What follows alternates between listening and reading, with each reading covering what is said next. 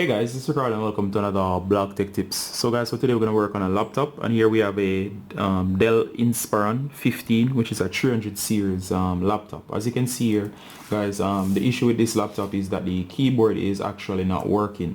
The client that brought this in has complained that the delete and backspace buttons, so that's the delete and backspace, is not working on other keys, where basically when you're typing, all of a sudden it will just start deleting stuff. On inspecting the device, we have come to realize that the keyboard itself is damaged. So what we're going to do is I'm going to show you how to actually change out the entire keyboard. Alright, so just to give you an overview of the laptop, let me just unplug. As you can see, this is the unit itself, and as you can see, it's a Dell branded laptop, and on the back here you can see the general setup. Now if you have a similar device, the disassembly should go in a similar way, so you can use it as a general guide, or for the Dell Inspiron 15 series or 300 series, doesn't really matter. Alright, so the first thing you need to do guys is to go on Amazon and check the model number of your laptop. You can usually find it on the back, or you can find your manual. As you can see here, this is the old manual, and you can see the information here that it's the 15 it's the 300 series, it's a Inspiron 15. Alright, and I've already went on Amazon and I've already picked up this replacement keyboard. So as you can see here, this is the packaging. I'm just going to remove it from the packaging. Alright, so here is the new keyboard. It's in this bubble wrap. It's quite delicate, so I don't want to flex or bend it. So this is the new one. I'm just going to put this aside. You'll be seeing this later as soon as I get it out. So I'm going to put it aside. And of course, you can see that the keyboard is in. This is the new one. Alright, so let's go straight into the disassembly and I'll show you exactly what to do. Alright guys, so I've just basically shown you what's wrong. As I type, I'll show you what's happening. Just keep notice of the screen. So one of the first things I realized what's wrong with the keyboard is if I place the cursor, for example, right before between the 4 there and the 3, if I hit delete, what should happen is that everything behind the cursor that you're seeing there should delete. But I'm just here pressing, as you can see my fingers, I'm pressing delete and nothing is happening. That means that the delete key along with other keys are dead. And of course, if I use backspace, that means the 3, 2 and 1 should disappear. Sometimes you'll just delete an entire row, or just delete way more than I had expected. So just keep notice. Notice I didn't do anything, and all of a sudden few text would just disappear, as well as the entire text behind. And the person who had this laptop was complaining that all of a sudden they were typing or working a document and the entire document would just disappear, or entire text would just be wiped out, which was making the laptop impossible to use. So we're going to actually go into fixing this laptop. So what I'm going to do is I'm going to power down and get the new keyboard. Okay guys, so I've gotten the keyboard out. Make sure that when you have this in hand, make sure you don't flex it or actually bend it. Alright, if it came bent out of the package, that usually means that it's damaged. Let's hope that the UPS guys didn't mess around and mess up the keyboard, as you would have to actually send it back. As I said, this one is from Amazon. As you can see, quick test, you may want to actually look on the general layout to make sure that it matches. Alright, it doesn't have to be exact every printout, but just make sure the general layout, as in size and location of keys, are correct and so on. Alright, so we're going to actually get this in. So the first thing you want to do guys is you're going to actually make sure that the laptop is powered off. You're going to remove the AC adapter. Right, you're going to put that down. Make sure that it's powered down. I'm going to flip it over. And once it's flipped over guys, if there's a removable battery in the device, you can actually remove that. As you can see, there's the latch at the back here. I'm just going to eject, and of course the battery is actually going to come right out. And what you have to look out for, sometimes they are labeled. You'll see a keyboard symbol, but basically there should be screws somewhere around here that loosen the keyboard. So just look out for any keyboard symbol beside your screws. So I'm just going to loosen a few of these screws, which should loosen the keyboard on the front. And I'll show you specifically which ones I loosen after this. Alright guys, in the interest of time, I've just skipped through the screw removal. Now it should be easy for you to figure out how to remove a screw, so I don't have to actually show you all that.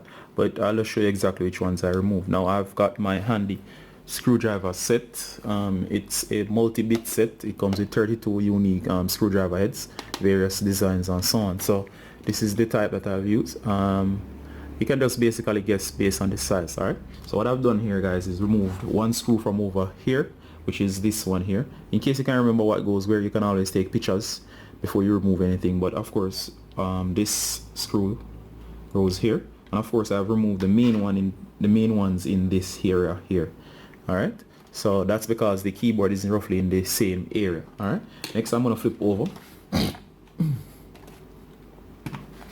All right, and just be careful. And of course, once I'm up here, what I'm going to do next, guys, those should have removed the keyboard itself. I'm going to actually release the notches that's here. There's about 4 to 5 of them. That's one here, one here, one here, one here, and one here. So in order to do that, I'll actually have to find in order to do that, I'll have to get a flat tip screwdriver, as seen here, and just observe what I'm going to do. I'm just going to get it into the groove right here. It's just basically a button mechanism. It should press down. And of course, what's going to do is going to actually release the clip-on mechanism. So I'm just going to keep doing this across. And while I'm doing that, I'm going to be careful while avoiding the screen. I'm just going to slightly lift from the corners. So I'm just going to get into the grooves. And I'm going to release the latches right here, one at a time. You should hear them snap. And of course, they should lift right up. And of course, you can just take your time and basically release the mechanisms, and the keyboard should lift right up. And then of course, do not force it, and it should just ease out if all the screws are released. Alright guys, so forgive me for the shifting quality. My other recording device has gone out, so I have to actually switch to a new camera. Alright, so otherwise from that, just make sure that you actually have the flat tip screwdriver. You're gonna get into the grooves and press down, and of course it will release the clips. Once you've gotten all the screws on the back, what you're going to do is you're going to lift up carefully. It should start lifting, and once you lift, you're going to get your fingers beneath here. And of course, as you go along, you can actually press the tabs down here until you notice the release coming across, and you can press in the grooves. That you'll notice they should be recessed in the side of the keyboard, and they should lift one at a time. Once they are out, you're going to pop this out. And of course, instead of yanking up, do not yank up. You're just going to carefully slide up. And while holding here, there's actually a ribbon cable beneath here. So let me just show you that. And if you look behind here, you'll notice the ribbon cable. So you can carefully flex this up without moving it too far. You're going to use a finger nail here. You're going to flip up. And just pick on it, the black section. And it should pop up. Do not try to break it off. It should stay in place, but flip up. Alright, once you do that, it's going to slightly slide out this blue section here, and of course the keyboard is going to be separated. Alright, so as you can see here guys, this is the old keyboard. Alright, and this is the one with all the faults. And of course, if you look on the back here, you'll notice you have a bunch of stuff like serial numbers and so on. Alright, so in my experience, you can actually go ahead before and match it based on the model number of the laptop, or you could actually remove it and check the serial number of the specific keyboard, up to you. But in my experience, you can get cheap aftermarket keyboards, and you don't have to actually use the official ones. Alright, so here I have the replacement.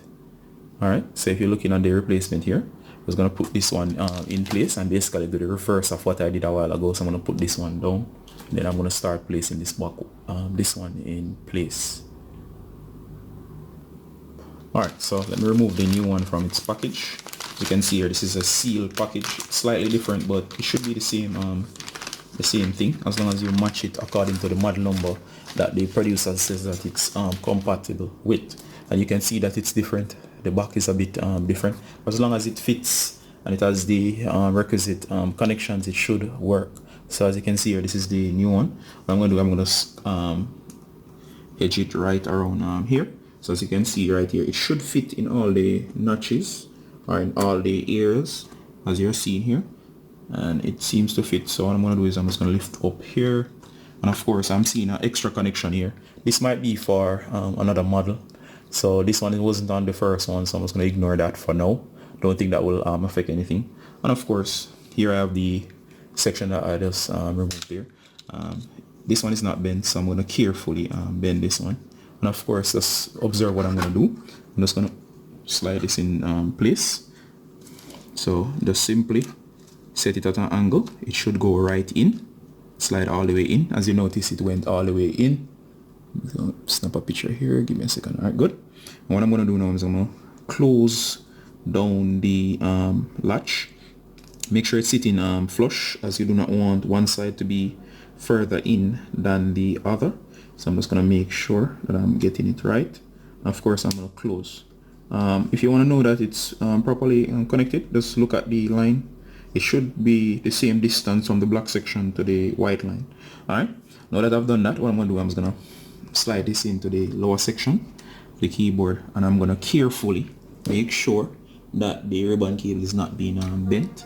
And I'm gonna do is I'm just gonna put this back in place. Now, one way you can actually test to see if everything is okay is to actually do not place it all the way in the first time and actually power up and test, alright, before you secure everything.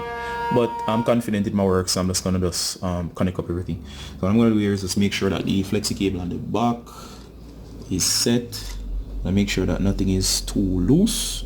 So I'm just gonna bend this back in place. So there you go. Make sure everything is set. Then I'm gonna carefully now, guys, I'm just gonna snap everything in place. One snap, two snap. There you go. You can actually hear them snapping back into place. Now, as you can see here, the keyboard is sitting flush. Should be no bends. All these sections should be in. So you want to make sure that everything is flush. Alright, so if everything is okay, what should happen now is that the keyboard should be fine. I'm going to close down. See, it sits flush. And what I'm going to do is I'm going to put in all of these screws. So I'm just going to get this screw right here. I'm just going to slide this in place. And I'm just going to screw this back in. Screws, I'm just going to put them back all back in place. Alright guys, so what I've just done, guys, is I've basically placing back all the screws, so they're all in, all of them in the keyboard section, as I showed you, that we remove in the general area of the keyboard. And of course I'm going to snap the battery back in, and this part is just the easy part. So as you can see, the laptop is back.